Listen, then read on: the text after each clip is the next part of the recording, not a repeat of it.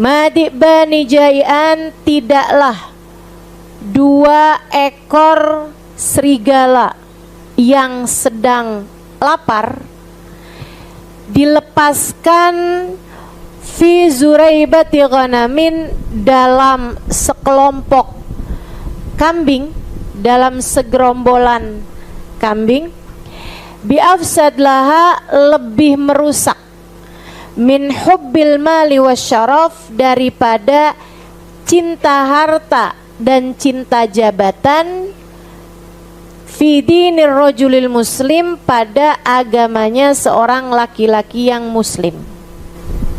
Wa makna dzalik, itu hadisnya tadi sampai situ.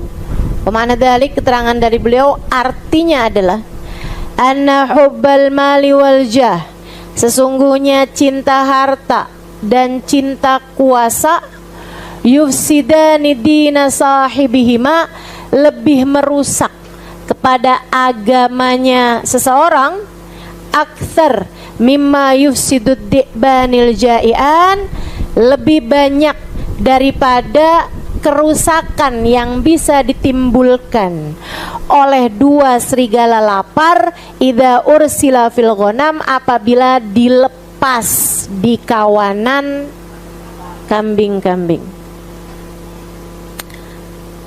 Jelas ini ya. Faman ishtadda hirsuhu alal jahi wal mal, maka siapa orang yang besar cintanya kepada jabatan, kepada pangkat, wal mal, ataupun kepada harta, wa talabil manzilah, dan juga mencari cinta manusia. Siapa yang besar ambisinya terhadap harta, terhadap kuasa, ataupun terhadap cinta, wa ta'zim fi qulubin nas, dan pengagungan di hati manusia, faqad ta'arrada bidzalik li afatin katsirah, maka dia telah mengajukan dirinya kepada banyak sekali penyakit-penyakit hati. Contohnya, kal kibri, seperti kesombongan, warriai, dan riya, watazayyun, berhias-hias, menghias-hiasi diri, maksudnya pakai topeng lah ya gitu ya. Jadi kayak kelihatan jaga image. Jaim. Watasannu, bikin-bikin. Kayak buat-buat, bikin-bikin di depan orang lain, di belakang orang lain, tuh tasannu tuh. Kayak sok gitu. Tahu gak sih? Makanya saya kalau udah ngelihat orang kayak terlalu sok gitu, saya malah justru jadi curiga. Tazayyun wa tasannu wa tarkit tawadhu, dia akhirnya jadi meninggalkan tawadhu, jadi kehilangan sifat tawadhu. Tawadhu'nya lil haqqi, kepada Allah, wa ahlih, dan tawadhu kepada ahlillah, tawadhu kepada orang-orang yang dekat dengan Allah, tawadhu kepada para wali-walinya Allah, tawadhu kepada para ulama-ulamanya Allah. Kalau kegedean itunya tadi tuh, kegedean cinta harta, kegedean cinta kuasa, kegedean cinta manusia, kegedean cinta terhadap pengagungan, dielu-elukan sama manusia, popularitas. Nah, popularitas. Ya, ketinggian pengagungan terhadap hal-hal yang seperti itu, akhirnya jadi nggak bisa hormat sama Allah, nggak bisa hormat sama para wali-walinya Allah, nggak bisa hormat sama para ulama-ulamanya Allah. Wa karahiyatul khumul, dia jadinya benci ketidakterkenalan, benci khumul. Khumul tuh lawannya popularitas. Lawannya popularitas. Maksudnya kalau popularitas itu dikenal orang banyak, kalau khumul itu tersembunyi gitu, terasing gitu ya, kayak dianggap asing sama orang. Itu dia benci hal itu. Dia benci untuk nggak dikenal sama orang. Dia nggak tahu siapa saya. Wah tuh. ila ghairi dzalik, kepada hal-hal yang lainnya, minal baliyat, dari bala-bala besar. Wa fil hadis, sebutkan dalam sebuah hadis, innallaha yuhibbu min ibadil atqiya'il akhfiya al-abriya, sungguhnya Allah Subhanahu wa taala cinta dari hamba-hambanya al-atqiya, yang takwa, al-akhfiya, yang menyembunyikan dirinya, al-abriya, yang baik-baik, ya. Wafi, dan dalam sebuah hadis lain lagi, rubba ath aghbar di tamrain la yu'bahu lah law aqsama 'ala Allahi la barah. Terkadang ada orang dekil, lusuh di tamrain, punya bekas luka tuh, apa namanya, punya belang, bekas luka ya. Bekas luka namanya belang bukan? Iya. Kalau yang bisa dimakan namanya kerang. La yu'bahulah, yang tidak dipedulikan orang. Lau aqsama 'ala Allahi la barra, tapi kalau dia minta kepada Allah, la barra, Allah pasti akan mengabulkan permintaannya. Faman ishtadda hirsuhu 'alal mal, siapa yang gede cintanya terhadap harta, besar ambisinya, pokoknya pengen kaya gitu, pengen punya duit banyak, pengen punya ini, pengen punya itu, faqad ta'arrada bidzalik li akhtarin 'azimah, dia sedang mengajukan dirinya kepada bahaya-bahaya besar, wa baliyatin jasimah, dia sedang mengajukan dirinya, sedang maju menuju kepada baliyatin 'azimah, bala-bala yang sangat besar. Illam yahfadillah wa yatadarakahu birahmatih, kecuali jika dia dijaga oleh Allah dan segera diperbaiki jalannya, segera disusuli, segera ditarik sama Allah Subhanahu wa taala dengan rahmatnya. Wallahu a'lam bishawab. Jadi katanya beliau, cinta harta, cinta kuasa, cinta untuk ada di hati manusia, kayak penting banget pandangan orang terhadap dirinya gitu. Ini saya sih kalau ngelihatnya kayak penyakit kita banget gak sih? Hidup kamu juga seperti itu. Makanya kalau kamu mikir, saya memang lagi miskin ya, makanya saya tuh pelit gitu kan. Kalau saya kaya, saya akan dermawan. Saya nggak percaya. Dermawan itu tentang rasa hati, bukan tentang seberapa banyak yang kamu miliki. Orang yang dikasih sedikit aja pelit, apalagi dikasih banyak, lebih pelit lagi dia. Maka gak usah lah sok-sokan, ya Allah kasih saya harta, kalau saya punya harta saya akan begini, begitu, begini, begitu. Kamu gak usah ngikut-ngikut sama orang-orang yang suka ngomong begitu per 5 tahun sekali.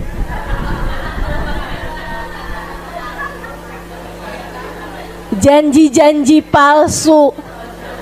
Lebih bahaya lagi dirimu itu janji palsu kepada Allah Subhanahu wa taala. Kamu bilang kalau saya punya harta ya Allah, saya akan begini, saya akan begitu gitu.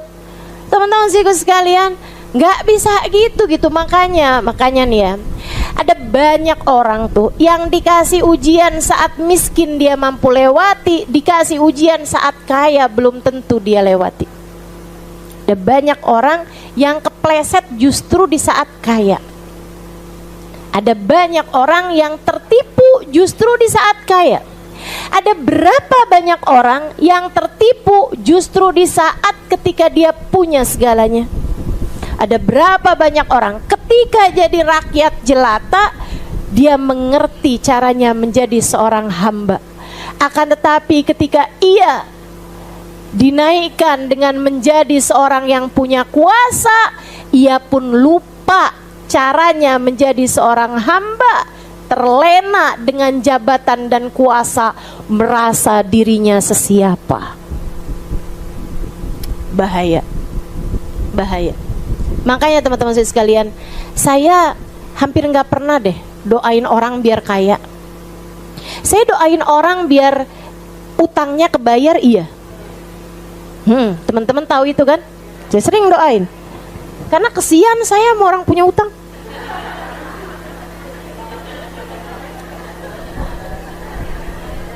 Tidur nggak nyenyak.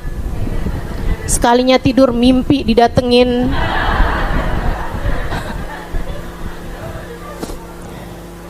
Mimpi didatengin dinosaurus. Tapi dinosaurusnya bilang, lunasi hutangmu. Masya Allah, susah bener. Makanya saya selalu doain gitu, orang punya utang biar bisa bayar utangnya. Tapi saya doain orang buat kaya, pernah denger gak? Gak pernah. Saya gak pernah doain orang buat kaya. Kenapa gitu? Kaya miskin tuh ujian. Sebagaimana ujian-ujian yang lain, saya juga gak akan doain kamu biar kena ujian. Betul gak? Saya gak akan doain kamu gitu, ya Allah ujilah dia ya Allah. Belum tentu sanggup melewatinya gitu. Makanya udahlah. Makanya seperti yang tadi, yang pernah beberapa waktu yang lalu saya sampaikan ya, saya kalau orang minta itu, Ustazah doakan saya biar terpilih. Salah, dah, jangan minta doa sama saya.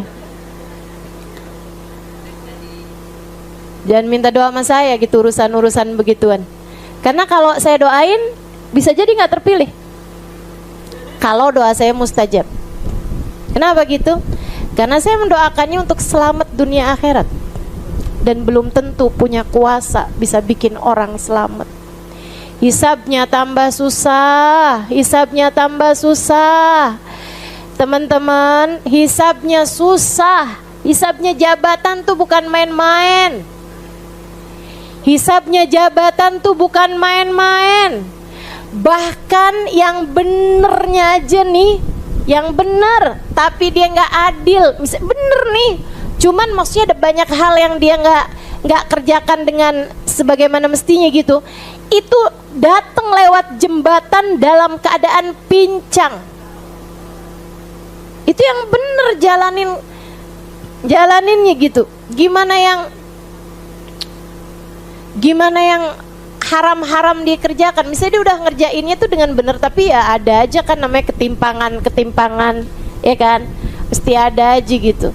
Nah itu aja bisa mungkin untuk datang di akhirat nanti dalam keadaan pincang.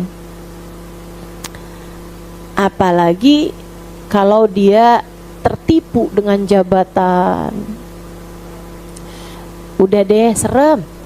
Makanya sampai ketika ada seorang, ini perlu nih saya sampaikan, karena ini kan lagi masa-masa orang berebut-rebut jabatan nih.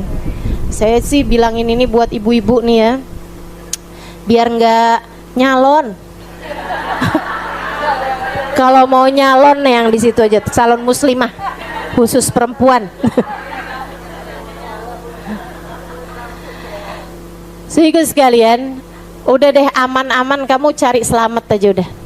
Dan saya juga menyarankanmu hal ini juga, biar maksudnya kalau suamimu jadi ambisi terhadap jabatan dan lain sebagainya, kamu bisa jadi yang ngerem gitu. Jangan sampai kamu malah, gimana caranya biar kita terpilih nih, biar nanti saya bisa nenteng tas Hermes,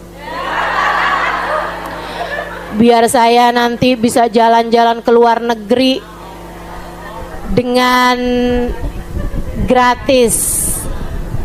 Ininya adalah apa tuh bahasanya biasanya? Dinas luar negeri. Ya, kayak mau belajar gitu kan dari negara yang lain. Waduh, bahaya tuh teman-teman, bahaya udah deh. Saya harus ceritakan ini cerita pernah disampaikan Sayyidil Habib Umar bin Hafid. Ada satu gubernur di Hadramaut, gubernurnya Hadramaut. Waktu itu kata Habib Umar, Hadramaut itu kegubernurannya itu adanya di Sewun, ibu kotanya gubernur, ibu kotanya provinsi adanya di Sewun. Sekarang ganti di Mukalla. Waktu ibu kota provinsinya itu di Sewun, ada gubernurnya Sewun ini taubat kepada Allah, maksudnya kayak pengen sekarang mendekat kepada Allah gitu dan meninggalkan jabatannya. Beliau datang kepada salah satu habaib yang paling terkemuka zaman itu, saya nggak ingat namanya, mohon maaf. Dia datang kepada Habib tersebut, dia bilang, Bib, saya ini mau tinggalkan semuanya nih, saya mau ikut apa kata Habib. Saya pengen jadi hamba Allah yang benar, Bib. Saya mau tinggalkan semua ini, Bib. Saya mau konsentrasi urusan akhirat saya sendiri, Bib. Ya. Saudaraku sekalian saya muliakan, Habib tersebut kemudian ngasih arahan sama dia beberapa hal. Misalnya, harta kamu silahkan tuliskan semuanya. Nanti kamu cari orang yang bisa amanat, minta harta kamu itu untuk kamu sedekahkan, kecuali yang seukuran kebutuhan kamu yang memang sangat mendesak untuk masa sekian gitu, untuk misalnya kayak 1 tahun gitu. Terus pergilah kamu ke Mekah, nanti saya akan utuskan, datanglah kamu kepada salah satu habaib yang ada di Mekah gitu, kamu hajilah, umrohlah, kemudian tinggallah di sana gitu bersama dengan Habib itu. Maksudnya rumahnya jangan jauh-jauhan sama beliau, kamu belajar terus ini apa segala macam, ngaji lah gitu sama Habib tersebut. Terus dia bilang, baik Bib, akan saya laksanakan. Terus dia nanya gitu, terus Bib, ini kalau saya pergi, saya bawa keluarga saya, ini yang jadi gubernur nih, saya suruh siapa nih Bib nih? Saya serahkan kepada Habib, dia bilang, atau kepada misalnya kayak anak Habib atau ponakan Habib yang Habib rasa bisa untuk itu. Habibnya bilang, Amalja, simak.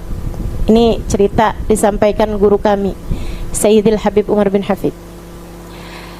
Fa'amalja, adapun pangkat kekuasaan sebagai gubernur yang kamu maksud, saya tidak tertarik darinya, dan saya tidak akan mau, nggak rela, nggak ikhlas saya kalau ada salah satu dari anak-anak saya ataupun anak murid saya yang kena bala dengan hal tersebut. Saya bahkan tidak rela itu saya berikan kepada keledai saya sekalipun.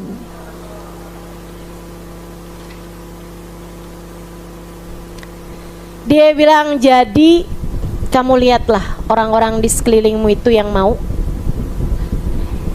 Kamu lihat di antara mereka siapa yang paling amanat, serahkan itu kepadanya. Beristikharahlah sebelumnya, minta petunjuk Allah, kemudian serahkan hal tersebut padanya. Jadi teman-teman saya sekalian, kamu jangan berpikir, wah kalau orang baik-baiknya nggak ada yang pada mau jadi pejabat, nanti orang jahat-jahat semua ustazah. Mungkin ada yang jadi mikir kayak begitu, ya kan? Teman-teman saya sekalian, tenang aja, ada banyak kok yang mau repot. Saya cuman berharap kamu, saya, dan orang-orang yang kita cintai nggak usah repot-repot, gitu.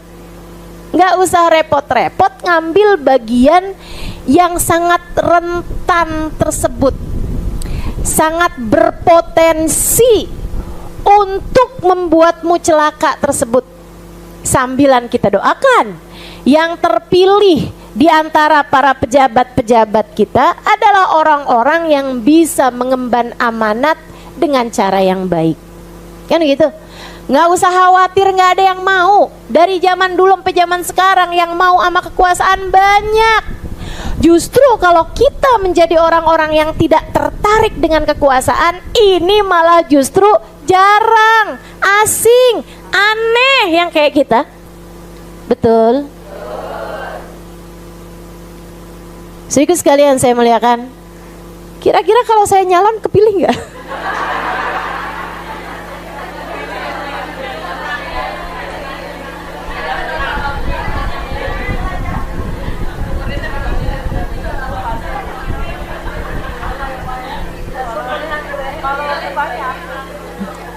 Nggak akan kepilih lah ustazah, orang nggak mungkin.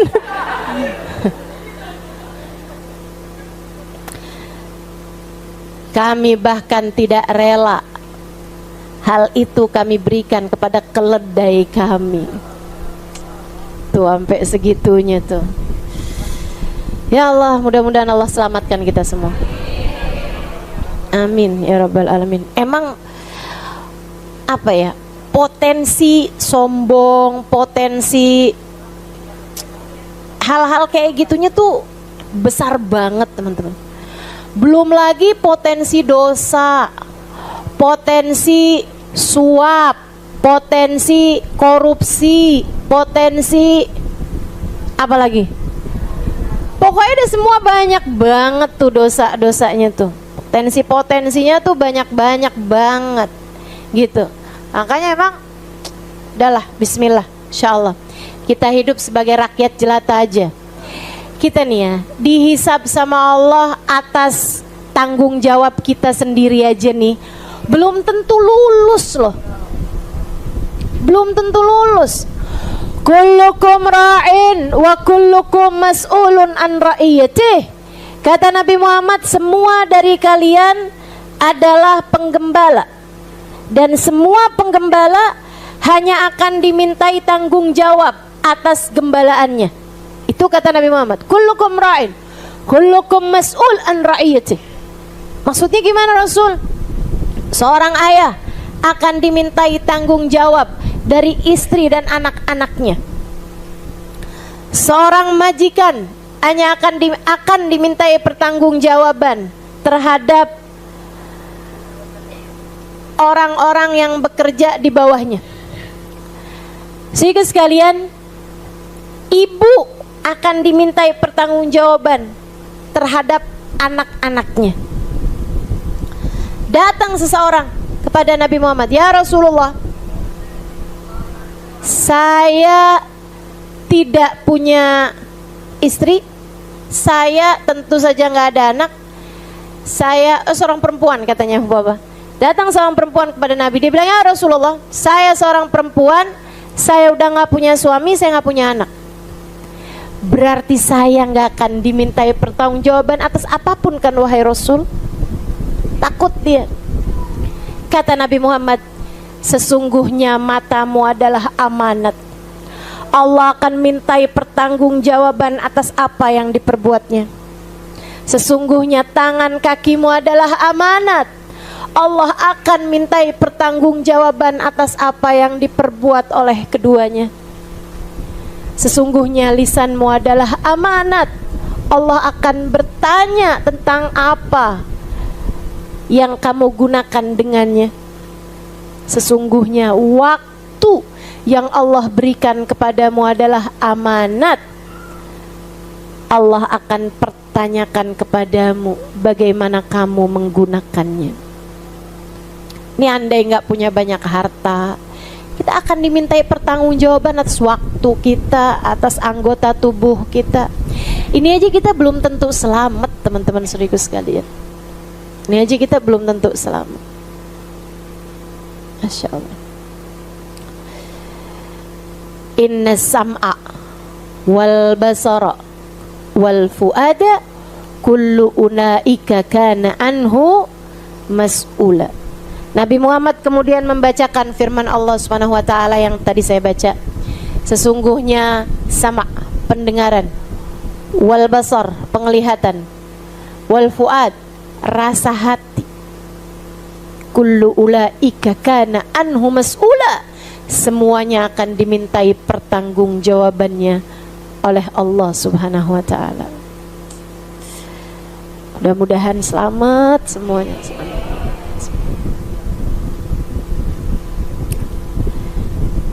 Kita nih ya, baju banyak, betul gak? Sendal banyak, sepatu banyak, tas banyak.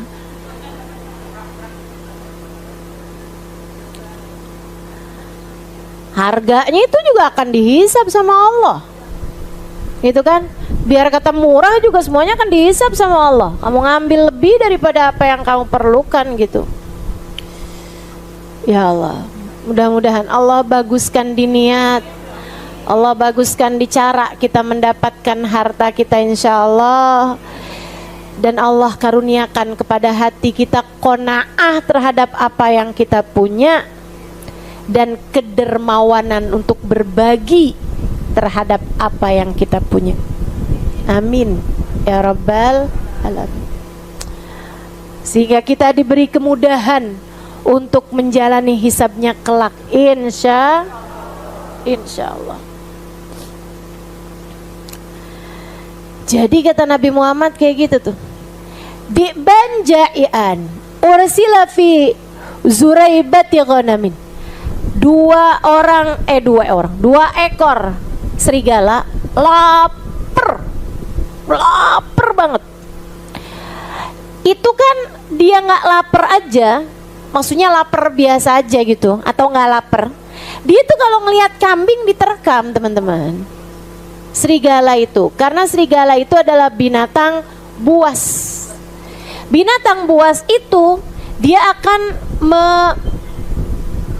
menerkam atau apa sih namanya?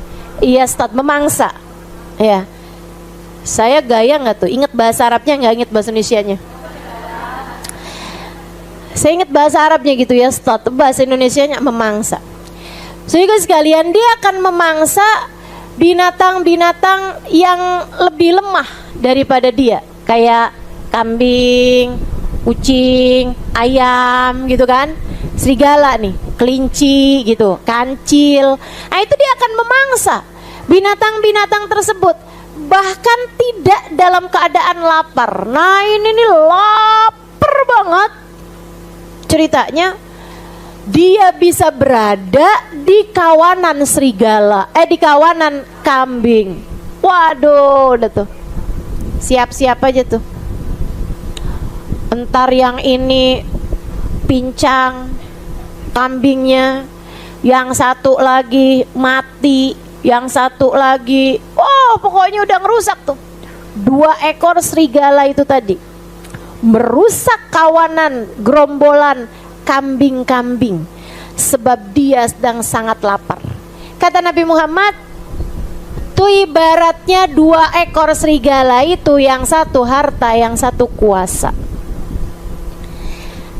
Si kambing-kambing itu ibaratnya agama seseorang. Ibadah kamu, hubungan kamu sama Allah, hubungan kamu sama Rasulullah, hubungan kamu sama orang tua, hubungan kamu sama saudara, kebaikan hati kamu, keadaan hati kamu, ilmu kamu gitu. Ibadah kita nih yang kita persiapkan buat menghadap Allah Subhanahu wa taala. Begitu kemasukan cinta harta, cinta kuasa, dirusak agama kita lebih daripada dirusaknya kawanan gerombolan kambing tadi oleh 2 ekor serigala yang sedang kelaparan. Tungguin aja, rusak semuanya.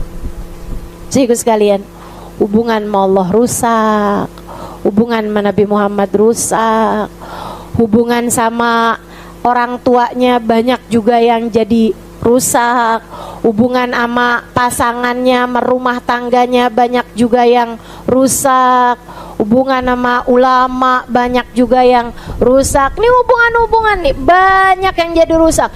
Banyak hubungan rusak antara saudara sama saudaranya. Teman-teman sekalian, coba nih saya tanyain, berapa banyak sih yang dirusak karena misalnya saya sebel sama saudara saya, kenapa? Hafalan Qur'annya lebih banyak daripada saya. Ada yang begitu? Nggak pernah. Saya nggak pernah lihat kayak gitu. Saya nggak pernah lihat kayak gitu. Saya ini sebel banget sama saudara saya, kenapa tahajud dia lebih lama daripada saya. Saya kesel banget. Pokoknya mulai sekarang saya nggak akan tegur dia lagi. Kenapa gitu? Soalnya dia baca Quran lebih banyak daripada saya. Ada yang begitu? Itu orang kalau ada yang kayak begitu namanya PA. Ya aneh-aneh, punya saudara ahli ibadah, punya saudara orang yang berilmu misalnya gitu kan. Saya sebel sama saudara saya karena saudara saya lebih ngerti, lebih pinter daripada saya. Ya kalau kamu punya saudara lebih pinter, enak kan nanyanya dekat. Kan begitu. Sehingga sekalian saya nggak pernah lihat tuh yang begituan. Akan tetapi berapa banyak kita dengar, berapa banyak kita dengar, jangan sampai kamu salah satunya, jangan sampai kamu salah satunya. Yang kepisah dari saudara, saling benci sama saudara gara-gara rebutan harta, gara-gara rebutan warisan, sampai bisa jeblosin saudaranya ke penjara. Kamu muslim, kamu muslimah, teman-teman saudaraku sekalian, jangan mau jadi orang kayak begitu. Jangan mau hidupmu dirusak sama harta.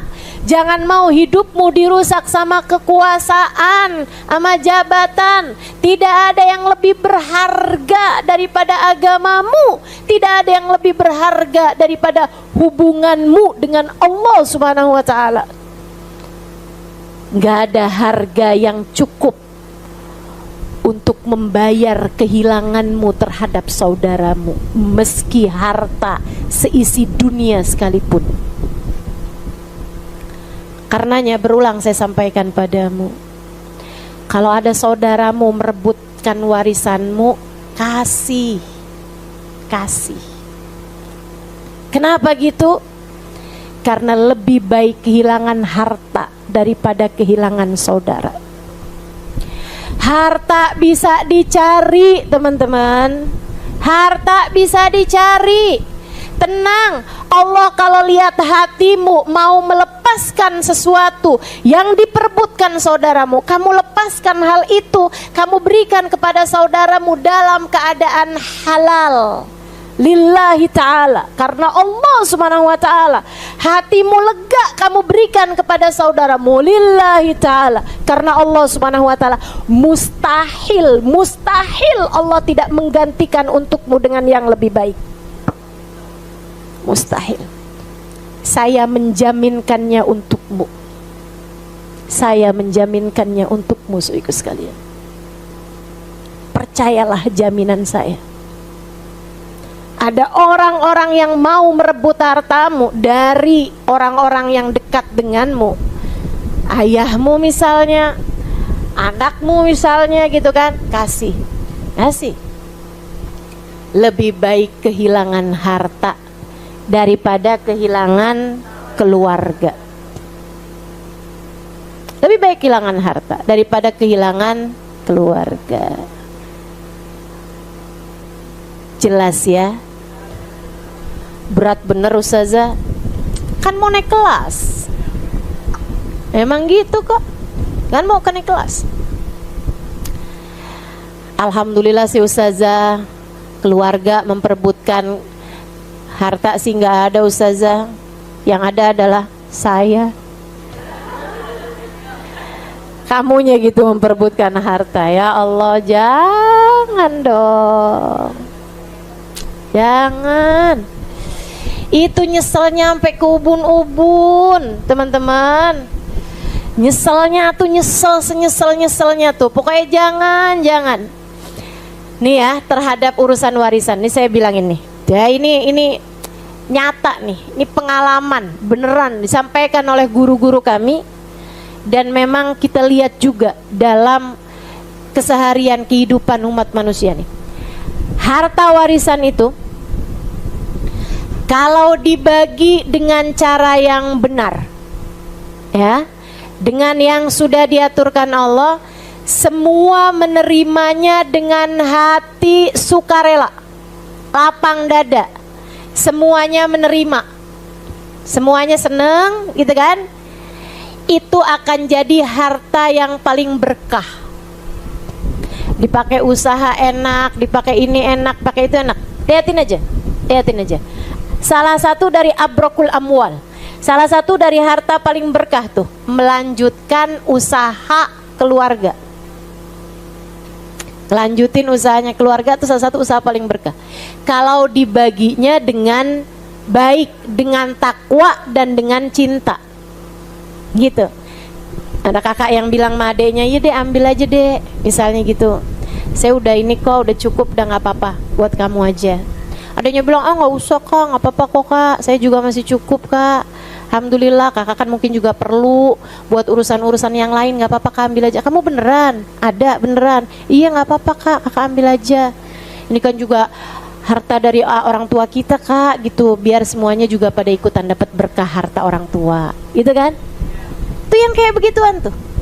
Itu bakalan jadi usaha yang berkah, teman-teman. Maka amin. Emang kamu punya?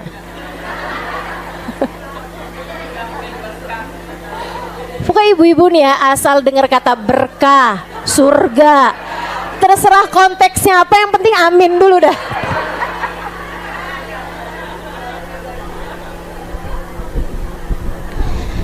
Saudara sekalian, sebaliknya gitu, harta warisan kalau misalnya gitu kan, berebutan sampai saling benci, sampai saling caci di antara keluarga, sampai yang asalnya pada orang-orang soleh, solehah saling tuntut gitu, sampai tahajud pun isinya minta harta warisan. Oh, bahaya, bahaya, bahaya.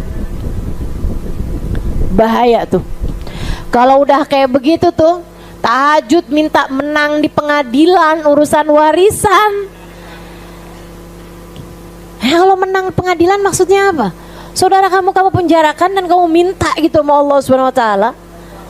Saudaramu nggak dapat apa-apa dari harta warisan, kamu minta itu kepada Allah. Kezaliman macam apa yang sudah kamu lakukan itu, teman-teman? Nih kalau ada orang modelannya kayak begitu tuh, harta warisan yang tidak dibagi sesuai dengan haknya, atau harta yang tidak dibagi dengan takwa dan dengan cinta, saling berebut, saling gak enak hati, saling marah, saling kesel, saling hujat, saling caci, saling maki. Udah kalau yang kayak begitu tuh modelannya tuh, itu panas teman-teman saudara sekalian hartanya. Dan kalau harta udah panas kayak begitu, bukan hanya ia akan hancur, akan tetapi ia akan menghancurkan harta-harta yang lainnya. Liatin aja, liatin aja. Liatin aja. Ngeri. Dah, kita mesti pinter-pinter nih sama urusan harta nih. Terus bilang, pokoknya kalau udah yang pengen begini, pengen begitu, pengen punya ini, pengen punya itu. Nah, kalau hati masih kayak begitu tuh, bilangin, wahai diri, kita bakal mati. Wahai diri, semua harta ini akan ditinggalkan. Wahai diri, semua yang enggak dibawa mati, jangan bela mati-matian. Insya Allah. Terus bisa ngajarin hati kita, insya Allah. Terus bisa ngajarin.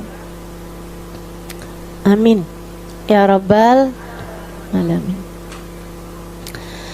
Sehingga sekalian saya muliakan, kalau hamba-hamba tercinta di sisi Allah ceritanya kayak gimana? Oh, gitu. Mereka rebutan harta. Wah, aneh banget, aneh banget. Gak mungkin banget. Ustazah ada tuh, ustazah, ulama ustazah rebutan harta. Maaf teman-teman saudara sekalian, yang saya sampaikan sebagai orang-orang soleh nih, belum tentu yang hafal banyak hadis. Kebaikan ini urusan kebaikan hati. Kebaikan ini adalah urusan bagusnya hubungan antara hamba dengan Allah Subhanahu wa taala. Orang yang pandai, orang yang baik, dalam pemikiran kami, dalam pemikiran saya yang sudah saya ambil dari para guru-guru saya, adalah orang yang baik menjadi hambanya Allah. Yang kata Allah dalam Al-Quran, wal mu'minuna asyaddu hubban lillah. Wal mu'minuna asyaddu hubban lillah. Saya kalau baca ayat ini saya sedih bener sama diri saya sendiri. Saya kayak yang, kok saya belum masuk ya dalam ayat ini gitu. Allah bilang wal mu'minun, orang yang beriman. Kamu termasukkah di situ? Cirinya adalah asyaddu hubban lillah, gede cintanya kepada Allah. Dia akan serahkan apapun buat Allah. Dia akan jadikan seluruh waktunya, seluruh hartanya, seluruh tenaganya, seluruh pemikirannya buat Allah, buat agama Allah. Kita masih cinta sama dunia, masih cinta sama harta, masih cinta sama manusia yang seringkali lebih besar daripada cinta kita kepada Allah. Kita disuruh sedekah masih hitung-hitungan. Kita disuruh tahajud masih ngantuk. Kita disuruh baca Al-Quran masih males-malesan. Kita disuruh baca zikir masih musim-musiman. Muslimkah kita? Mukminahkah kita? Mukminah tuh kata Allah, orang mukmin tuh wal mu'minuna asyaddu hubban lillah. Orang beriman gede cintanya, bukan kepada harta, bukan kepada jabatan, bukan kepada cinta manusia, nggak ada. Gede cintanya kepada siapa? Kepada Allah. Mudah-mudahan Allah ajarin kita terus jadi hambanya yang salehah insyaallah. Teman-teman sekalian, ada salah satu kisah yang berulang kali dikisahkan Sayyidil Habib Umar bin Hafid ketika saya belajar di kota Tarim dulu itu, tentang sebuah kota di Hadramaut namanya Shibam. Alhamdulillah kami juga berulang kali datang ke sana. Salah satu kota yang indah dengan bangunan-bangunan yang antik.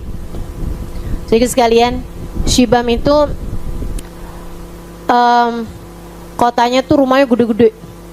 Gede-gede banget. Di rumah tuh bisa kamarnya 20 gitu. Tingkat gede-gede. Bukan berarti orangnya kaya-kaya. Tapi gini mereka tuh bangun rumah. Memang tanahnya kan mesti lebar nih misalnya ya. Mereka bangun rumah nih, satu petak gitu, suami istri. Sampai nanti kalau udah anak-anaknya besar, kalau anak laki-laki nikah, itu dia akan bikinkan bangunan nyambung sama bangunan rumah induk ini, rumah orang tua ini, gitu kan. Nah anaknya banyak-banyak zaman itu, punya anak 15, laki-lakinya 7. Yang perempuan kalau dinikahkan, kalau belum nikah tinggal barengan sama orang tuanya. Kalau udah dinikahkan, tinggal barengan sama suaminya yang tinggal sama orang tuanya. Gitu tuh orang Shibam. Nah nanti tuh kalau misalnya rumahnya itu udah penuh nih, udah besar gitu kan, itu dibangunkan di atasnya. Nanti dibangunkan sebelah sananya lagi. Nanti si orang-orang ini nih, gitu kan, yang nikah-nikah ini kan punya anak besar-besar juga akhirnya. Cucunya nih kalau nikah laki-laki, naikin lagi ke atas. Naikin lagi ke atas. Jadi rumah mereka itu tingkat 5, tingkat 6. Coba deh ntar kalau ke Hadramaut gitu kan, jalan-jalan ke Shibam. Iya. Nggak, itu urusannya bukan cuma harta kok. Saya berangkat ke Hadramaut juga bukan kaya teman-teman. Itu urusannya tentang siapa yang diberangkatkan Allah SWT itu aja. Sama kayak haji, kayak umroh, kayak kemana-mana gitu kan. Saudaraku sekalian yang saya muliakan, jadi ini Shibam nih sekitar 1 jam dari kota Tarim. Di rumahnya itu ada satu rumah, isi orang rumahnya 300 orang. Jadi kalau bikin pengajian gak usah ngundang orang. Tapi juga enak ya, nggak usah dikumpulin semuanya, pasangin aja mikrofon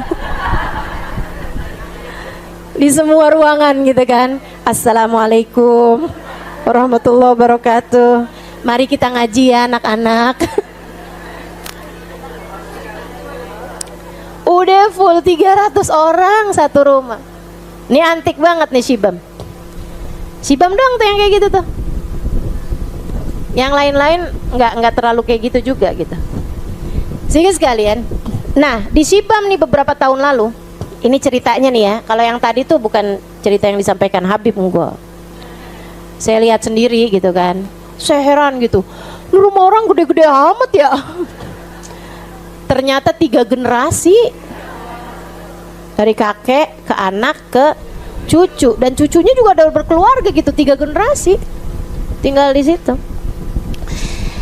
Nah, teman-teman sekalian, yang diceritakan Sayyidil Habib Umar, dan ini berulang kali bolak-balik, bukan 1 kali pertemuan gitu. Kayak saya kan juga sering ada beberapa cerita yang saya sampaikan berulang-ulang. Bisa jadi itu karena penting ceritanya, sangat menginspirasi, perlu untuk didengar. Bisa juga karena ibu itu butuhkan pelupa. Jadi nggak apa-apa, kapan aja boleh cerita. Dulu nggak tahu, sekarang lupa. Nah ini nih, Sayyidil Habib Umar bercerita, dulu di Shibam ada salah satu wali min auliyaillah, saya lupa namanya. Di zaman sekitar 50-60an tahun yang lalu. Itu teman-teman sekalian, ada seorang hakim di Shibam. Dia itu ditugaskan jadi hakim, tapi nggak pernah mengadili siapapun. Jadi dia kayak ngerasa makan gaji buta gitu. Karena permasalahannya umat selesai dengan ayat Al-Quran yang memerintahkan orang untuk islah dzatul bain wa aslihu dzata bainikum, berbaik-baiklah, berdamai-damailah bersama dengan saudara-saudari kalian, yang damai, yang enak, yang adem. Jadi setiap kali ada masalah, astagfirullah, kan Allah bilang fa aslihu dzata bainikum, dah gitu, saya maafin deh, gitu aja tuh. Ini masalah orang Shibam nih. Sampai si hakimnya ini nih jadi ngerasa kayak makan gaji buta. Saya nih dibayar tiap bulan gitu, akan tetapi kok saya ini nggak pernah kerja gitu. Saya kangen juga pengen kerja nih.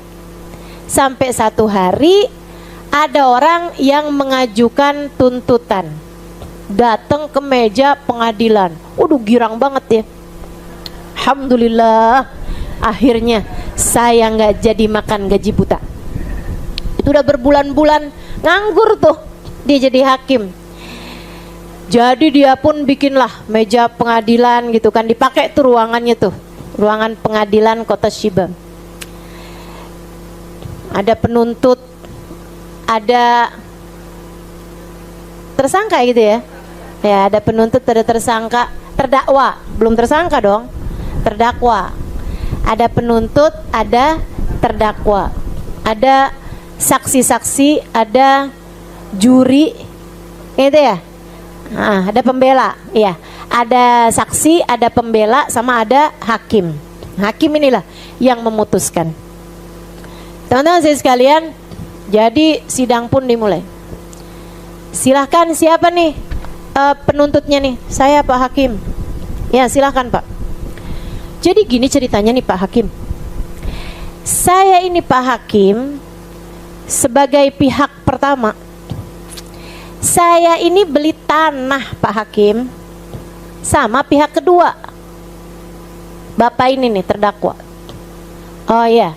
Terus waktu saya udah selesai nih Pak Hakim, belinya nih udah saya tanda tangan semuanya nih, udah lengkap nih. Udah kan jadi milik saya nih Pak Hakim tanahnya kan. Saya bangun dong Pak Hakim. Waktu saya bangun, kan saya beli tanah nih Pak Hakim ya, inget ya, saya beli tanah nih kan.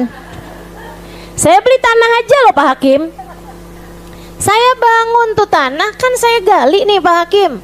Tahu-tahu cangkul saya nih kena barang keras Pak Hakim. Saya pun lihat, ternyata Pak Hakim saya buka ada kotak di dalamnya. Kotaknya saya buka, isinya emas Pak Hakim. Kan saya cuman beli harta, cuman beli tanah Pak Hakim. Dan saya udah bayar nih kan, karena saya beli tanah nih. Jadi si emas itu tadi Pak Hakim, saya bawa ke rumah dia dong. Ke rumahnya dia nih Pak Hakim. Dia nggak mau Pak Hakim. Nggak bisa gitu dong ceritanya. Pak Hakim tinggal yang gimana?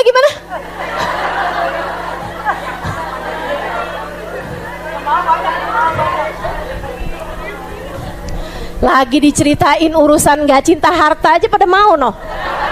Astagfirullah. Baru aja saya bilang gak pernah saya doain orang biar kaya.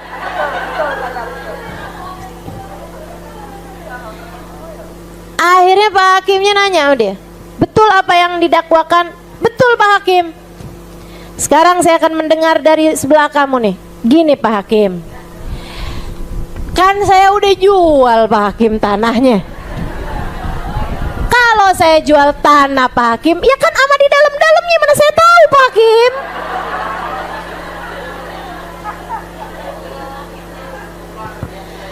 Kalau ada apa-apa itu kan metu harta ama tuh tanah, ya saya mana nggak tahu Pak Hakim. Kalau ternyata tanahnya kagak subur, kalau ternyata tanahnya apa, kan itu kan juga jadi masalahnya dia. Nah kalau ternyata di dalamnya ada harta, ya itu juga punya dia, udah dia beli. Jadi saya balikin lagi Pak Hakim, saya udah nggak punya hak apa-apa terhadap tanah itu, saya udah jual. Karena ditemukannya kan sama dia udah beli, tanah itu jadi punya dia dong Pak Hakim. Gimana ceritanya jadi punya saya? Gimana tuh? Seru ya. Orang-orang soleh tuh yang kayak gitu tuh, masuk surga gampang tuh pantes. Masuk surga Firdausul A'la tuh pantas yang kayak begituan modelnya. Wal mu'minuna asyaddu hubban lillah. Gede mereka cintanya kepada Allah ama harta, ama jabatan, ama cinta manusia. Gak ada apa-apa bagi mereka. Saudaraku sekalian saya muliakan, mereka tiba-tiba ngide, Pak Hakim gini aja deh menurut saya Pak Hakim. Gimana nih? Kan bukan dia, buat dia juga dia nggak mau, buat saya juga saya nggak mau. Gimana kalau buat Pak Hakim aja?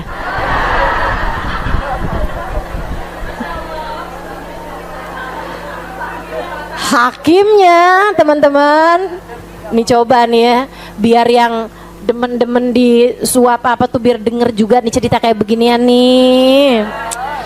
Nih kan cerita-cerita yang kayak beginian nih jadi obat, jadi vitamin buat akal kita, jadi vitamin buat hati kita, biar ngerti caranya jalanin kehidupan teman-teman sekalian, yang akan segera kita tinggalkan dengan kita masuk ke dalam alam kuburan kita nanti. Ini cerita yang kayak beginian nih jadi vitamin gitu. Tapi kamu kalau buka cerita sekarang di televisi isinya kayak begitu. Orang rebutan harta, orang korupsi, orang rebutan jabatan, orang saling jelek-jelekin si ini si itu segala macem. Aduh udah deh. Saya sih nggak mau nambah pusing, saya nggak mau tuh buka berita. Suami saya masih kadang suka buka tuh berita-berita, tapi di mute sama dia suaranya.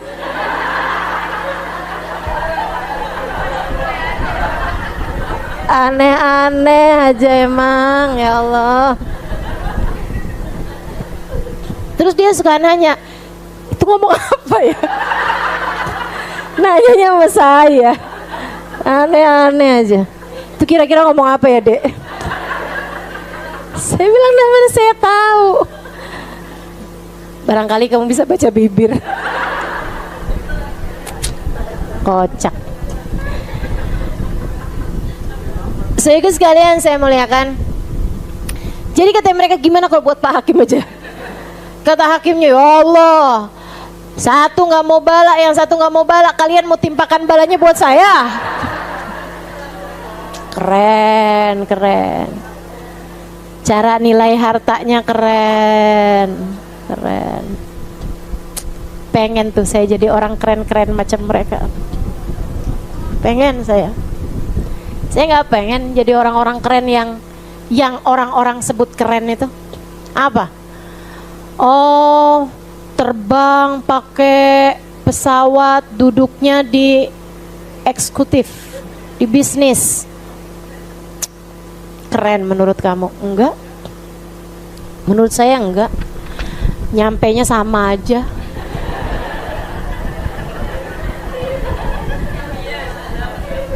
Ustazah, kita beliin pesawatnya yang bisnisnya nggak usah, saya bilang.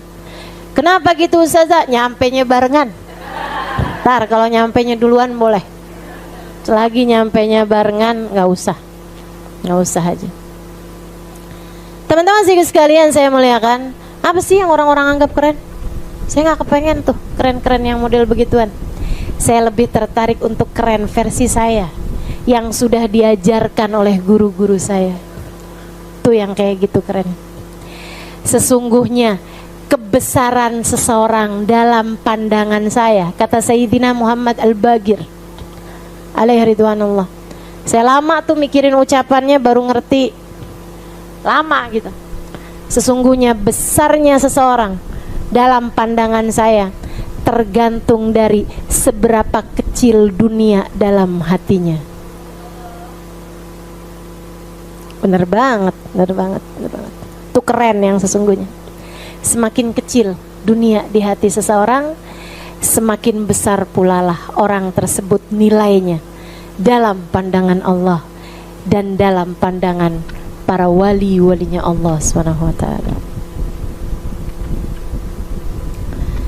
Akhirnya gimana tuh ceritanya tadi tuh? Belum kelar kan? Kasihin ke hakim, hakimnya nggak mau. Terus gimana dong Pak Hakim nih sekarang nih? Duitnya kita pakai apa nih sekarang nih? Hartanya. Gini aja deh. Pak, si bapak pihak pertama, kamu punya anak laki-laki yang di usia nikah? Nggak punya sih, tapi anak perempuan punya. Oke. Kalau kamu Pak punya anak laki-laki nggak yang di usia nikah?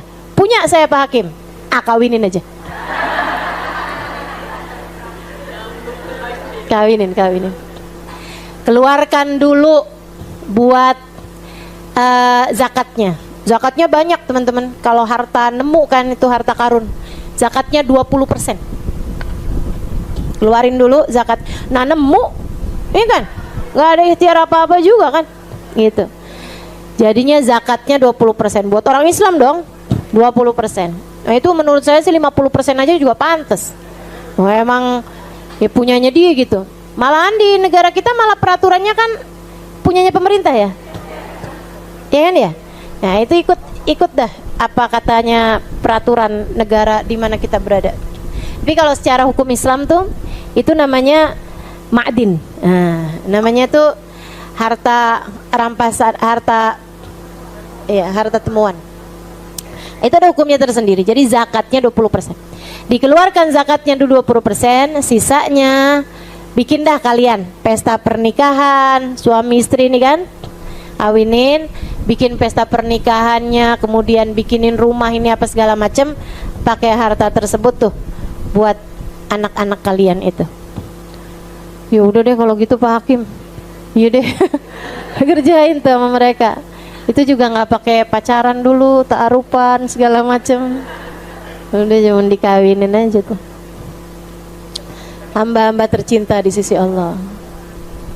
Hamba-hamba tercinta di sisi Allah.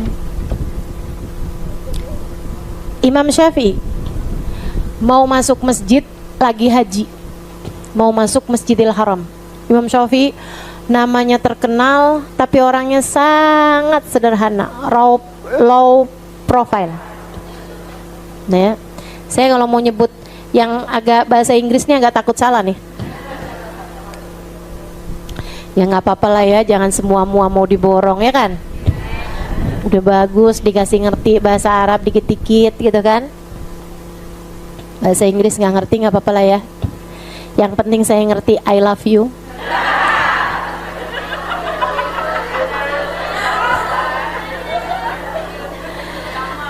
Teman-teman sekalian, akhirnya Imam Syafi'i ini mau masuk ke masjid, di Masjidil Haram nih.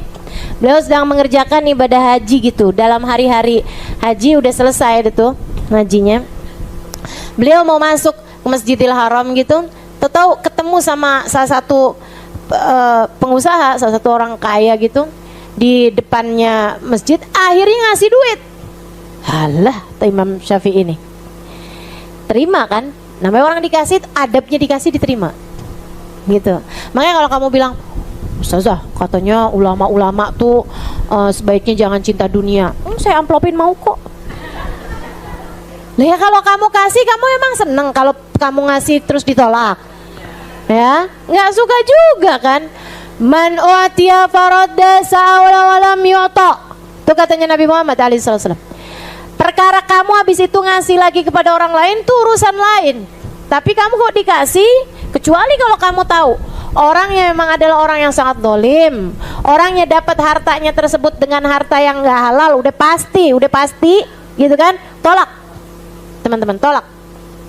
Kamu udah tahu nih, orangnya kerjaannya punya pabrik ekstasi. Ya mungkin yang aku juga ya. Atau misalnya dia punya pabrik bir, misalnya gitu kan, pabrik minuman keras misalnya.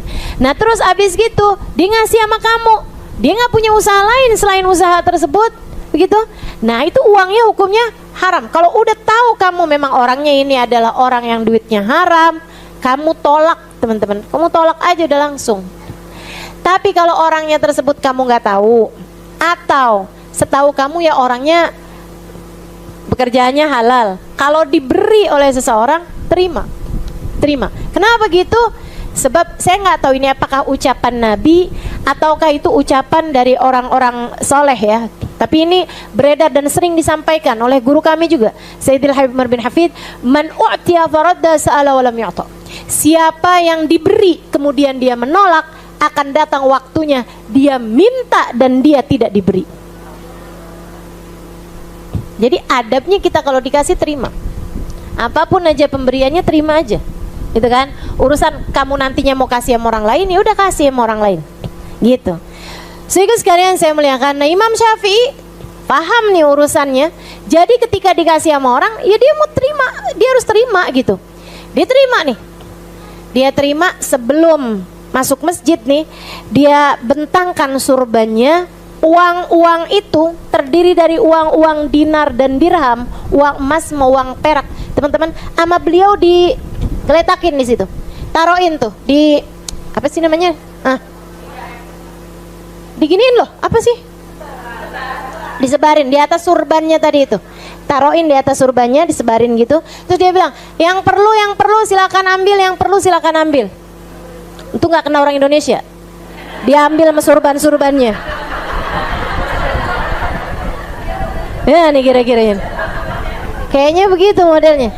Untung aja tuh nggak model yang kayak begituan tuh, nggak model yang masih rakus-rakus nih, pada udah diajarin juga.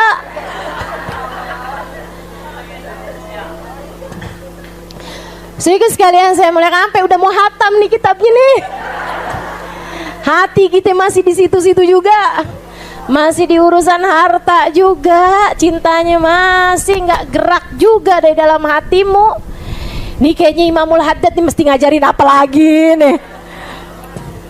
Ya Allah. Zaman itu teman-teman, itu nggak semua orang lewat ngambil. Sangat sedikit yang ngambil. Jadi orang lewat gitu, silakan, yang tertarik silakan, orang lihat gitu. Masuk aja gitu. Kecuali yang dia ngerasa perlu gitu. Itu pun ngambilnya yang kayaknya satu aja deh gitu. Kayaknya masih banyak yang lebih perlu dari saya. Ngambil deh satu aja. Memang miskin banget, keluarganya banyak, ada yang ngambil dua gitu. Imam Ghazali iniin aja, Imam Syafi'i biarin aja tuh. Sampai lama baru habisnya subhanallah. Habisnya sama Imam Syafi'i. Ini scene ini nih, kayak adegan ini nih, bagian ini nih keren banget sih menurut saya. Imam Syafi'i kibasin kibas-kibasin sorbannya sambil bilang gini, alhamdulillahilladzi khallasana min hadza. Makasih ya Allah, saya udah diselesaikan dari urusan kayak ginian. Masuk ke dalam masjid, ya Allah, kerennya. Itu keren dalam pandangan saya. Itu keren yang sesungguhnya. Semoga Allah jadikan kita orang-orang keren, teman-teman. Habis itu Ustazah doain saya kaya. Iya. Balik lagi.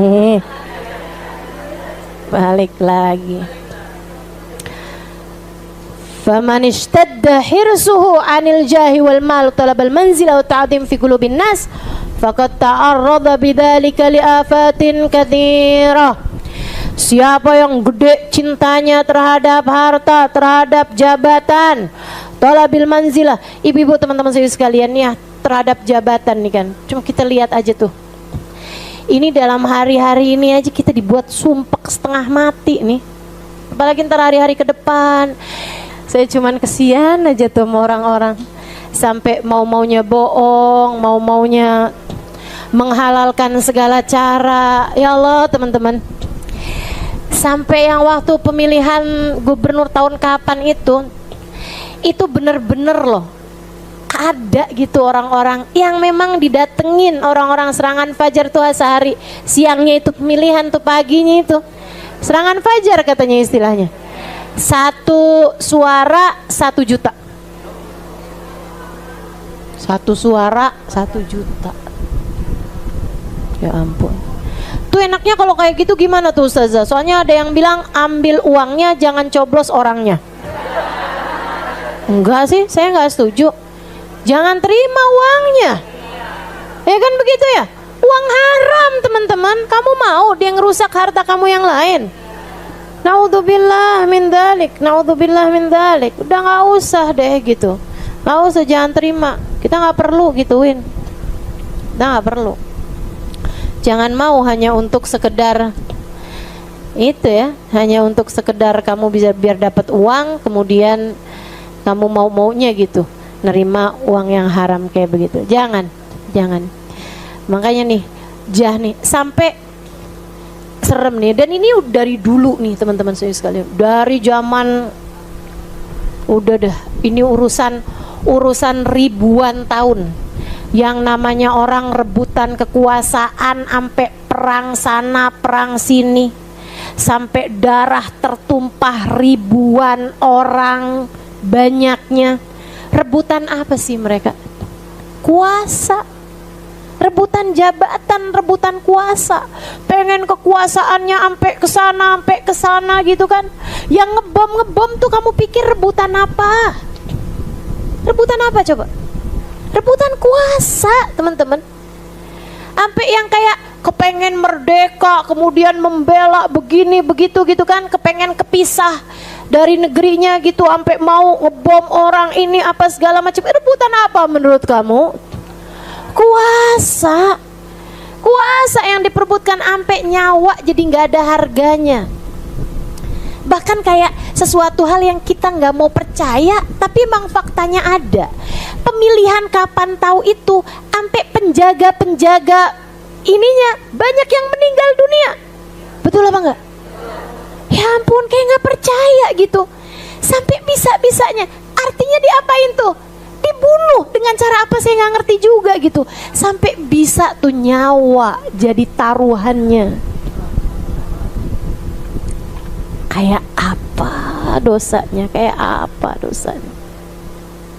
Ngeri banget teman-teman, ngeri banget. Dah, main aman aja hidup dunia ini. Main aman aja. Sesuatu hal yang sampai dianggap dari dosa, dianggap sebagai perjuangan, jadi kayak rancu, mana perjuangan, mana kezoliman. Iya kan? Kan bahasanya berjuang. Padahal kan kezoliman. Sampai berapa banyak orang mati, teman-teman saya sekalian. Sampai suap-suapan uang segala macam yang haram-haram semuanya jadi halal. Mereka anggap sebagai halal gitu. Tertarik kamu untuk ada di dalamnya? Saya mah enggak dah. Apalagi kalau kita ingat besok lusa kita bisa mati. Udah, nggak usah.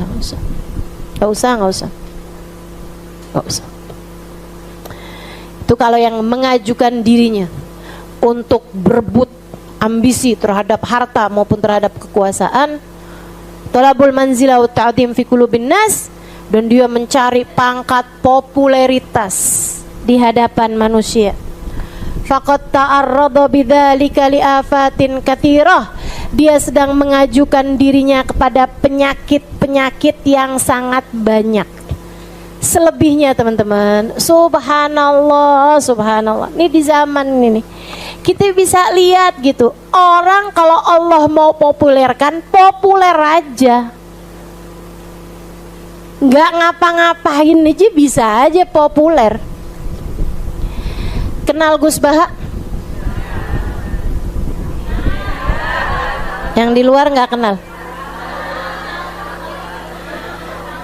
Saya kelulusan Kiai Haji Maimun Zubair. Gus Baha di masa saya pesantren itu juga satu zaman sama saya, meskipun beliau udah jadi ustadz. Ketika saya mondok jadi santri, beliau udah jadi ustadz di sana. Emang orang pintar Gus Baha. Sehingga sekalian saya muliakan, itu sampai sekarang beliau tuh cuman pegangnya handphonenya itu handphone jadul yang nggak bisa buat WhatsApp, bisanya cuman buat telepon my SMS. Tapi kalau kamu buka di Google, kamu ketik Gus, keluar langsung pilihan pertama Baha, gitu. Saya nggak tahu tuh duluan Gus Dur atau duluan Gus Baha sebagai pencarian nomor 1 di mesin Google atau di mesin YouTube gitu. Jadi sekalian, Allah jadikan populer. Padahal loh, ceramahnya aja pakai bahasa Jawa. Yang kadang-kadang tuh sama orangnya biar orang Indonesia pada ngerti, yang bukan orang Jawa, sampai dikasih translate. Sampai saya pikir baru ada Gus Baha nih yang sampai bahasa Jawa perlu ditranslate dengan bahasa Indonesia, luar biasa. Allah kalau mau populerkan, populer aja teman-teman. Betul nggak? Betul nggak? Yang kagak ada mukanya aja bisa populer.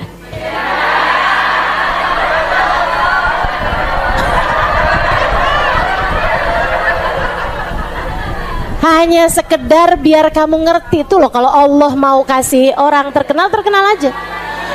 Dulu tuh lagi awal-awal saya ngajar di Jakarta, ketika ada beberapa orang gitu dari pihak-pihak yang ada di bidang itu ngelihat Ustazah nih ilmunya banyak loh, Ustazah nih ini ya Ustazah ya, Ustazah nih menguasai banyak bidang ilmu. Ustazah ngajar tafsir bisa, ngajar hadis bisa, ngajar ini bisa, misalnya gitu ya.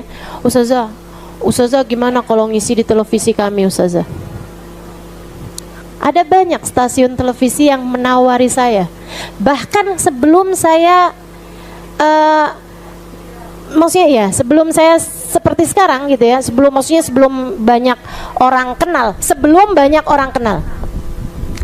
Saudara sekalian saya muliakan, dan semuanya saya tolak. Kenapa? Saya perempuan. Saya menganggap bahwa perempuan semakin tertutup semakin baik. Kita nih perempuan nih khairun lin nisa an la tara rajulan wa la yaraha rajul.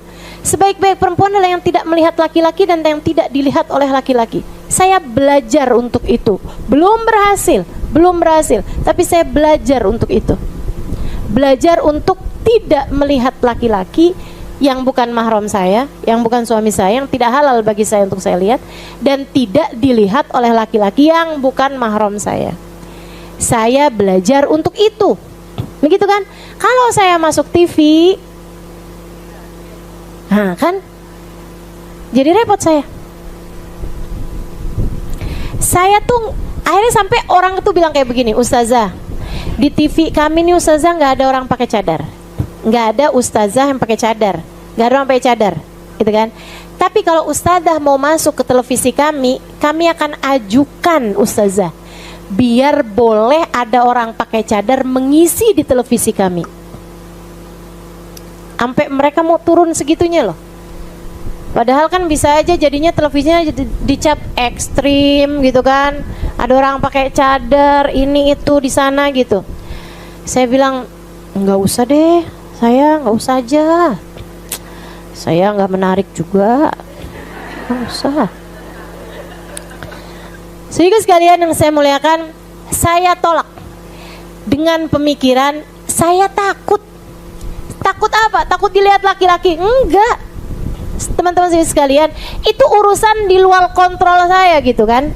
Akan tetapi yang saya takutkan adalah lebih daripada hal itu, yaitu saya takut juga gitu ya. Tapi yang lebih saya takutkan adalah saya takut sama diri saya sendiri. Ketika saya nanti masuk televisi walaupun pakai cadar nih, artinya kan saya dilihat sama semua orang, laki-laki dan perempuan. Iya kan ya? Saya takutnya tuh nanti saya akan peduli mata saya nih udah bagus belum nih, baju saya nih udah rapi belum nih gitu kan. Saya akan yang kayak duduk saya nih, saya kelihatan langsing apa enggak ya kalau duduk kayak gitu, badan saya kelihatannya kayak gimana ya. Saya tidak merasa aman dari saya memiliki rasa seperti itu. Saya memutuskan untuk dah nggak usah, saya mendingan dilihat sama cewek-cewek aja dah. Ya kan, kan aman nih. Ibu-ibu kan kalau ngelihat saya kan, saya nggak peduli ibu-ibu mau ngelihat saya kayak gendutan apa enggak. Ibu-ibu ngelihat saya kayak yang apa kek, baju gimana kek gitu kan ibu ya. Kerudungan mencong-mencong nih tadi saya benerin. Aduh, udah dah bu, udah. Harap malun aja. Pokoknya waktu saya masuk sih rapi.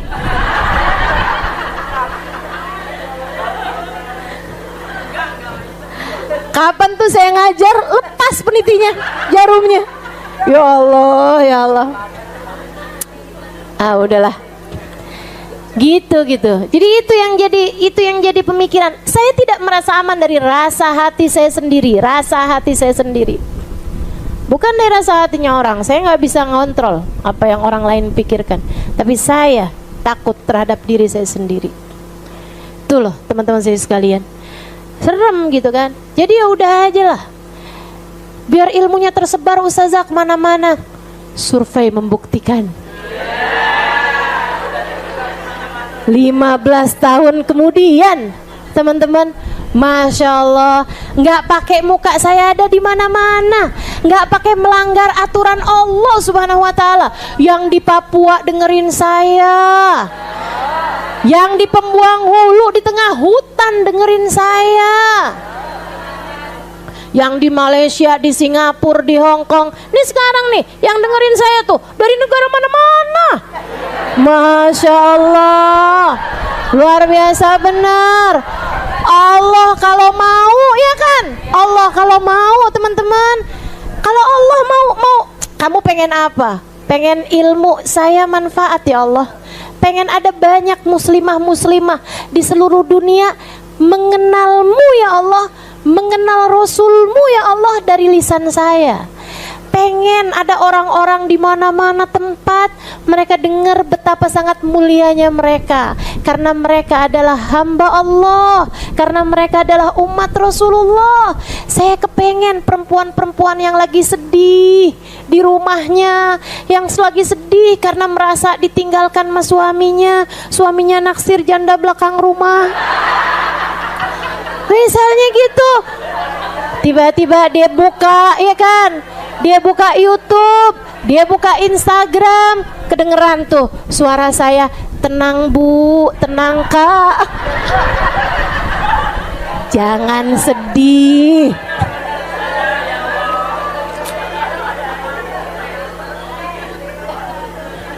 Jangan sedih, selagi Allah mencintaimu, selagi Rasulullah menyayangimu, selagi kamu dalam jalan Allah, selagi kamu dalam cinta kepada Rasulullah, maka ditinggalkan siapapun tak berpengaruh bagimu.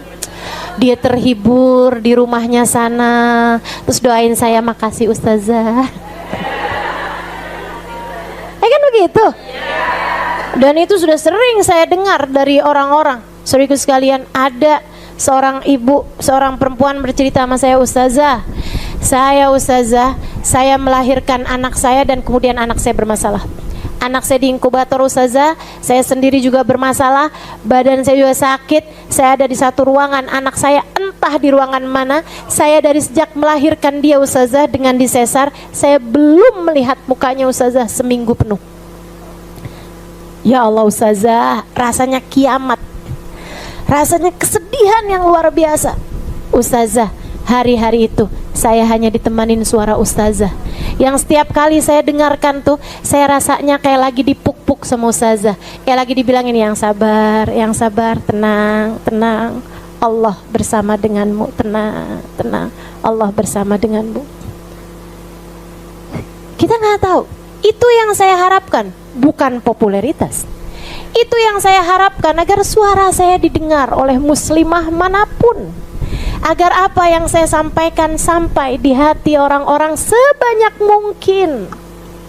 Saudaraku sekalian yang saya muliakan, dan itu tanpa harus melanggar aturan Allah.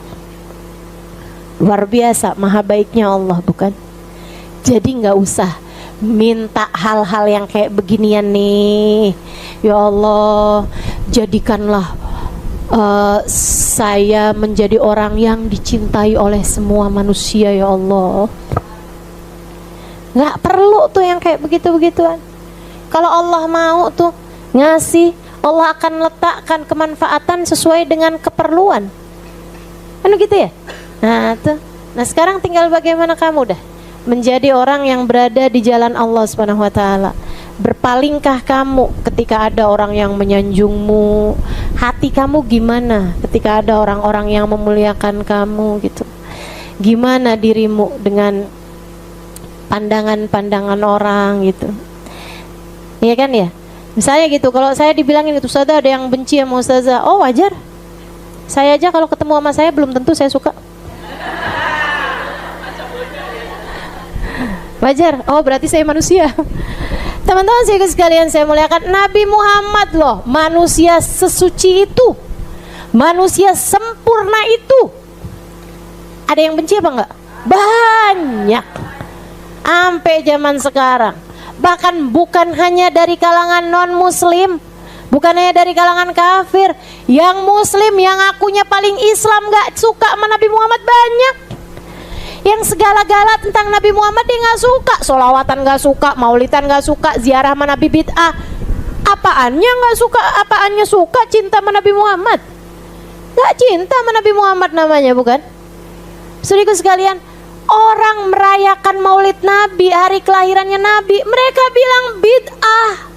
Mereka gak suka, mereka pengen, mereka menganggap yang merayakan maulidnya Nabi bakalan masuk neraka. Ini kan aneh nih. Mengagungkan hari kelahiran manusia paling mulia, kok katanya masuk neraka? Ente kok bisa gak cinta sama Nabi gitu? Dia bilang, oh kami cinta sama Nabi. Cinta dari mananya? Kami datang kepada Nabi Muhammad dan kamu bilang Nabi Muhammad telah mati. Kami bersolawat kepada Nabi Muhammad dan kalian bilang bahwa itu adalah melanggar syariat agama. Kami berkumpul untuk mengingat-ingat baginda kami Nabi Muhammad, untuk bersolawat salam kepadanya, dan kamu bilang itu adalah sesuatu hal yang bisa membawa kami kepada neraka. Dan kalian mengaku cinta kepada Nabi Muhammad. Cinta di mananya?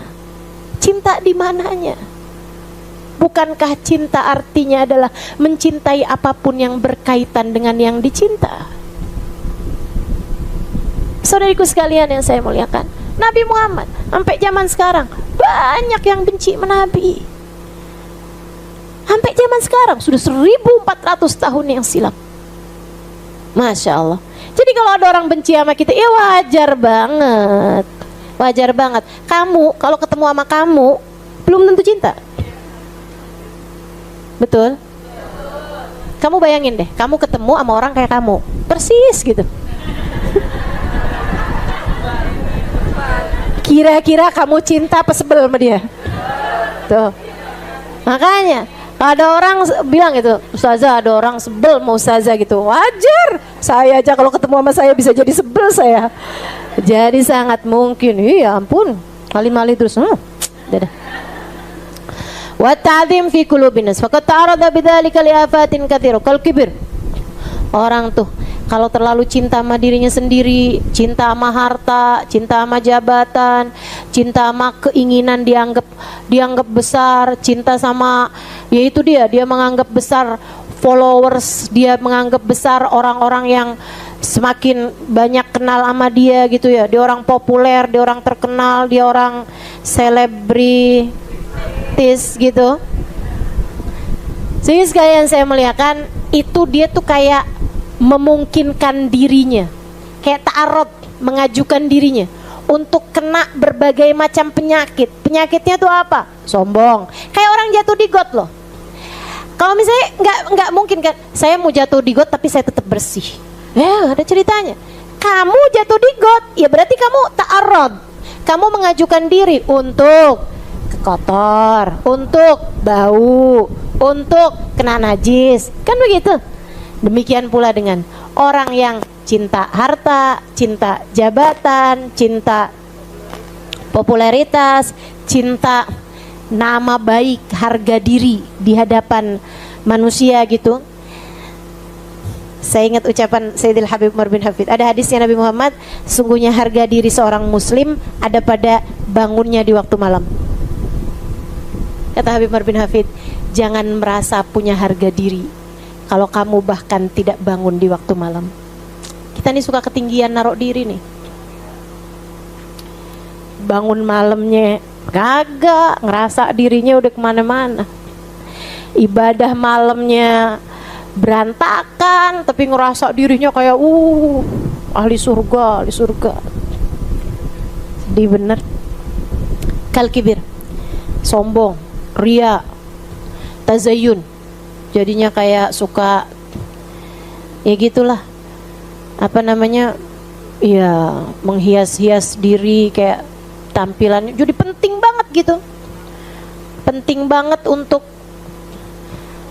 apa ya, kelihatan wah lah gitu. Watasonno gitu ya, jadinya tuh kayak muji-muji orang, kayak terlalu gimana gitu, jilat-jilat orang. Teman-teman saya sekalian, jangan suka menjilat, kamu bukan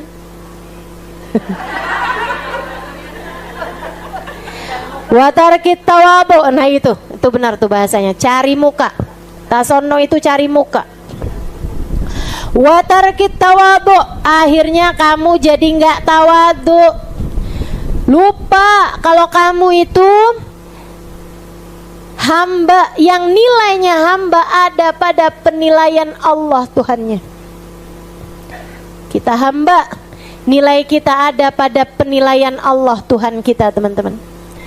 Ketika kamu dianggap hina di hadapannya, Allah gak peduli berapa jumlah followersmu. Ketika Allah menganggapmu hina di hadapannya, Allah gak peduli bahkan berapa ilmu yang sudah kamu kuasai. Ini kalau saya dianggap hina di hadapan Allah nih teman-teman, Allah gak peduli berapa banyak hadis yang saya hafal. Allah gak peduli berapa banyak kisah yang dimuat oleh memori saya, berapa banyak hal yang sudah saya lakukan. Allah kalau benci-benci aja. Dan itu serem sih, serem. Makanya kalau teman-teman nanya sama saya, ustazah, kita kalau mau doain ustazah tuh doain apa? Doain saya biar disayang sama Allah. Doain saya biar disayang sama Allah. Udah, titik itu aja udah. Saya memintamu untuk itu, mendoakan saya. Doakan saya biar jadi orang yang disayang sama Allah Subhanahu wa taala. Sebab kalau udah seseorang dilaknat oleh Allah, dibenci oleh Allah, nggak disayang sama Allah Subhanahu wa taala, apapun yang dia punya nggak ada artinya. Ilmukah dia punya nggak ada artinya. Ibadahkah dia punya nggak ada artinya. Apalagi harta yang dia punya, apalagi jabatan yang dia punya. Apalagi cinta manusia yang berhasil dia raih, gak ada artinya apa-apa teman-teman. Gak ada artinya apa-apa. Nilai kita mutlak hanya pada bagaimana Allah subhanahu wa ta'ala menilai kita. Tarkut tawadu lil haq. Akhirnya kita jadi gak bisa tawadu sama Allah. Kegedean cinta sama diri sendiri jadinya kegedean cinta sama diri sendiri, akhirnya gak bisa menggedekan cinta kita kepada Allah. Itu penyakit bahaya. Penyakit bahaya. Jangan sampai kita kegedean cinta sama diri kita sendiri, sampai akhirnya jadi tidak bisa membesarkan cinta Allah subhanahu wa ta'ala dalam hati kita. Lil haq wa ahli. Kita akhirnya jadi gak gampang bisa hormat sama orang. Kalau kegedean hormat sama diri sendiri, jadi kurang bisa hormat sama orang lain. Betul gak? Kalau hadir di majelis rasanya harus duduk di depan. Siapa kamu? Siapa kamu? Kalau kamu emang datangnya belakangan, ya duduk di belakang. Ya kan begitu. Hati-hati, hati-hati. Ngerasa kayak yang saya itu harusnya begini, karena saya itu nilainya begini. Itu bahaya banget, bahaya banget. Saya takut sama hal-hal yang seperti itu. Mudah-mudahan Allah selamatkan kita semua, insya Allah. Allah selamatkan kita semua.